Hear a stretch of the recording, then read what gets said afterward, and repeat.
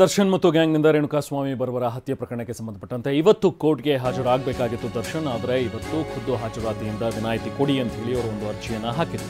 ಈಗ ಮೇ 20ಕ್ಕೆ ವಿಚಾರಣೆಯನ್ನು ಸಿಸಿಎಚ್ ನ್ಯಾಯಾಲಯ ಮುಂದೂಡಿದೆ. ಸಿಸಿಎಚ್ 57ನೇ ಕೋರ್ಟ್ನಲ್ಲಿ ಇವತ್ತು ಪ್ರಕರಣದ ವಿಚಾರಣೆ ಇವತ್ತಿತ್ತು. ಕೋರ್ಟ್ಗೆ ಹಾಜರಾಗಬೇಕಾಗಿತ್ತು. ಆದರೆ ಈ ಪ್ರಕರಣದ A2 ಅಂದರೆ ಆರೋಪಿ ನಂಬರ್ 2 ಆಗಿರುವಂಥ ದರ್ಶನ್ ಬಂದಿರಲಿಲ್ಲ. ಬದಲಾಗಿ ವಕೀಲರು ಒಂದು ಅರ್ಜಿಯನ್ನು ಹಾಕಿದ್ರು.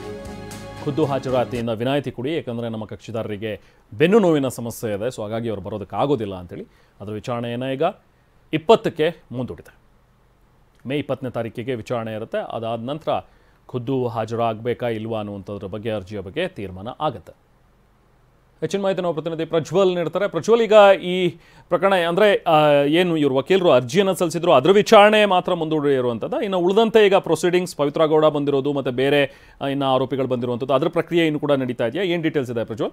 ಅಭಿ, ಪಾರ್ಟ್ನರ್ಶಿಪ್ ಫರ್ಮ್ ಸ್ಟಾರ್ಟ್ ಮಾಡಬೇಕಾ ಅಥವಾ ಪ್ರೈವೇಟ್ ಲಿಮಿಟೆಡ್ ಕಂಪ್ನಿ ಸ್ಟಾರ್ಟ್ ಮಾಡಬೇಕಾ? ಕನ್ಫ್ಯೂಷನ್ ಯಾಕೆ? ಒಬ್ಬ ಎಕ್ಸ್ಪರ್ಟ್ ಜೊತೆ ಮಾತಾಡು. ಎಕ್ಸ್ಪರ್ಟಾ? ಎಲ್ಲಿ? ಬಾಸ್ ವಾಲಾ. ಬಾಸ್ ವಾಲಾ, ಬಿ ದ ಬಾಸ್. ರೆಹಮಾನ್, ಏನಂತಂದ್ರೆ ಇವತ್ತು ಎಲ್ಲಾ ಆರೋಪಿಗಳಿಗೂ ನ್ಯಾಯಾಲಯಕ್ಕೆ ಖುದ್ದು ಹಾಜರಾತಿ ಇತ್ತು. ಕೊಲೆ ಕೇಸ್ ಸಂಬಂಧವಾಗಿ ಪ್ರತಿ ತಿಂಗಳು ಅಥವಾ 30ರಿಂದ 40 ದಿನಕ್ಕೆ ಒಂದ್ಸಲ ಏನ್ ನ್ಯಾಯಾಲಯ ದಿನಾಂಕವನ್ನ ನಿಗದಿಪಡಿಸುತ್ತೆ, ಆ ದಿನಾಂಕದಲ್ಲಿ ಎಲ್ಲಾ ಆರೋಪಿಗಳು ಹಾಜರಾತಿಯನ್ನ ಆಗ್ಬೇಕು, ನ್ಯಾಯಾಲಯದ ಮುಂದೆ ಹಾಜರಾತಿ ಆಗ್ಬೇಕು. ಮತ್ತೆ ಹೈಕೋರ್ಟಿನ ಷರತ್ತುಗಳೇನಿದಾವೆ ಅದರ ಅನ್ವಯವಾಗಿ ಅವರಿಗೆ ನಡ್ಕೊಬೇಕು, ಹೈಕೋರ್ಟ್ ಅಲ್ಲಿ ಬೇಲ್ಪಟ್ಟಿರೋದಿಲ್ಲ. ಅದೇ ರೀತಿಯಾಗಿ ಇವತ್ತು ದರ್ಶನ್ ಹಾಜರಾಗಿರಲಿಲ್ಲ. ಉಳಿದಂತ ಎಲ್ಲಾ ಆರೋಪಿಗಳು ಪವಿತ್ರಗೌಡನ ಸೇರಿಸಿ ಎಲ್ಲಾ ಆರೋಪಿಗಳು ಹಾಜರಾಗಿದ್ರು.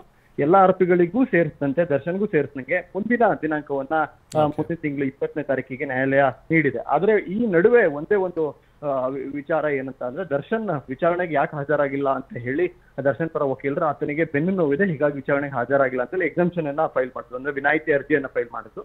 ಈ ಸಂದರ್ಭದಲ್ಲಿ ಅರ್ಜಿಯನ್ನ ಈ ಒಂದು ಬಾರಿಗೆ ಸ್ವೀಕಾರ ಮಾಡಿದಂತ ನ್ಯಾಯಾಲಯ ಮುಂದಿನ ಹಂತದಲ್ಲಿ ವಿಚಾರಣೆಯ ದಿನಾಂಕದ ದಿನ ಆರೋಪಿಗಳು ಖುದ್ದು ಹಾಜರಾತಿಯನ್ನ ನ್ಯಾಯಾಲಯಕ್ಕೆ ಖಾತ್ರಿಪಡಿಸಲೇಬೇಕು, ವಿಚಾರಣೆಗೆ ನ್ಯಾಯಾಲಯಕ್ಕೆ ಹಾಜರಾಗಲೇಬೇಕು. ಇದು ಈ ರೀತಿಯಾಗಿ ಕಾರಣಗಳನ್ನ ನೀಡಿ ಗೈರಾಗುವಂಥದ್ದು ಸಹಿಸ್ತಕ್ಕದ್ದಲ್ಲ ಅಂತ ಹೇಳಿ ಎಚ್ಚರಿಕೆಯನ್ನ ನೀಡಿದ್ರು. ಹೀಗಾಗಿ ಮುಂದಿನ ದಿನಾಂಕ ಏನಿದೆ ಆ ದಿನಾಂಕದಲ್ಲಿ ಎಲ್ಲಾ ಆರೋಪಿಗಳಂತೆ ದರ್ಶನ್ ಸಹಿತ ಹಾಜರಾಗಲೇಬೇಕಾಗುತ್ತೆ. ಒಂದು ವೇಳೆ ಹಾಜರಾಗಲಿಲ್ಲ ಅಂತಂದ್ರೆ ನ್ಯಾಯಾಲಯ ಅವರ ವಿರುದ್ಧ ಈಗೇನು ಎಚ್ಚರಿಕೆ ಕೊಟ್ಟಿದೆ, ಮುಂದಿನ ಹಂತದಲ್ಲಿ ಅದನ್ನ ವಾರೆಂಟ್ ಹೊರಡಿಸಬಹುದು. ಆ ರೀತಿಯಾದಂತ ಕಾನೂನು ಪ್ರಕ್ರಿಯೆಗಳನ್ನ ಚಾಲ್ತಿಗೆ ತರುವಂತ ಸಾಧ್ಯತೆಗಳು ಕೂಡ ಹೆಚ್ಚಾಗಿರುತ್ತೆ. ಬಟ್ ಈ ಸಲ ಅವರ ದರ್ಶನ್ ಪರ ವಕೀಲರಿಗೆ ಎಕ್ಸಂಪ್ಷನ್ ಅರ್ಜಿ ಹಾಕುವಂತ ಸಂದರ್ಭದಲ್ಲೇ ನ್ಯಾಯಾಲಯ ಕಟುವಾಗಿ ಹೇಳಿದೆ, ಮುಂದಿನ ಸಲ ಈ ರೀತಿಯಾದಂತ ಕಾರಣಗಳನ್ನ ನೀಡಿ ಗೈರಾಗಬಾರದು, ವಿಚಾರಣೆಗಳಿಗೆ ಹಾಜರಾಗಬೇಕನ್ನೋದನ್ನ ಸೂಚಿಸಿದೆ. Thank you Prajwal.